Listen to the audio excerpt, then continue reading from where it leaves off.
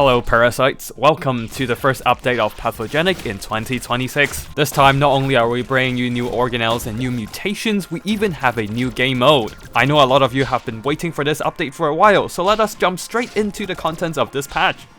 To keep the gameplay in Pathogenic fresh and challenging, a new game mode, Daily Challenge, has been implemented. It is a new random run with random conditions changing every day, which means random pathogens, random organelles, and random antibiotics. Take on these daily runs and test your skills and knowledge in this chaotic game mode and see if you have what it takes to power through the test of RNGs, with bonus rewards waiting for you.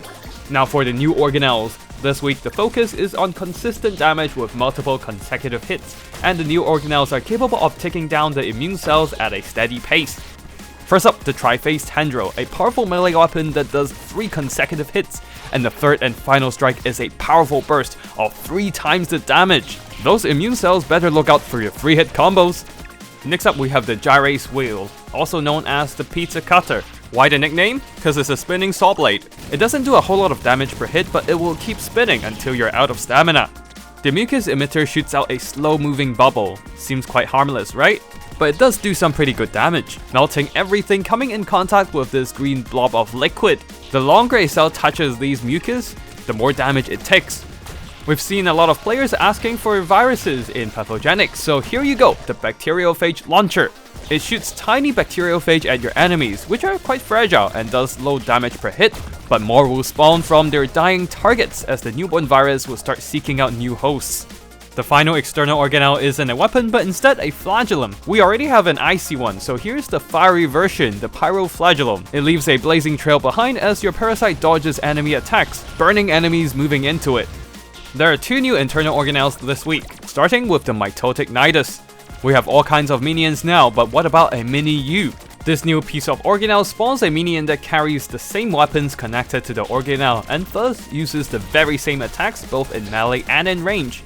The other internal organelle is the Rupturesome. Any ranged weapons connected will have their projectiles explode into shrapnel. The more projectiles you have, the more shrapnel you create.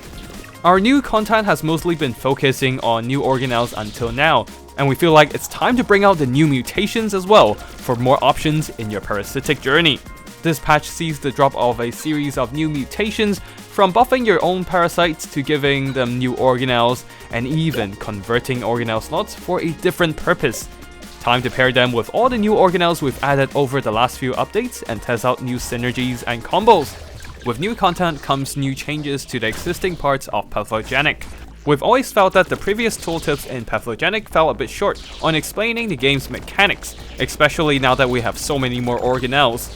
To help newer players understand how their pathogens work, Matt and Roberto have overhauled the tooltips and remade the editor UI, explaining the keywords in Pathogenic with a much more readable layout.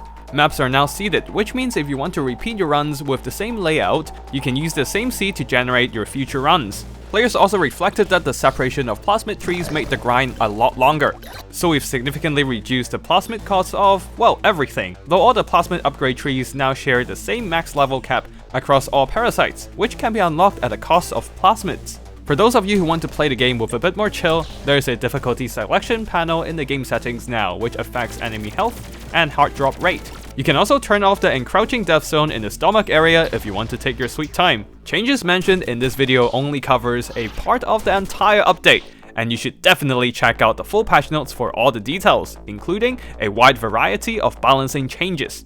Right now, Matt and Roberto are prepping for a major update, so the upcoming patches will be slightly smaller than usual as they are focusing on development. 2026 is going to be a big year for Pathogenic, and we hope you will continue to support us on this journey of evolution, mutation, and infection. Play the Pathogenic demo and wishlist our game on Steam if you haven't, and remember, mitochondria is the powerhouse of the cell.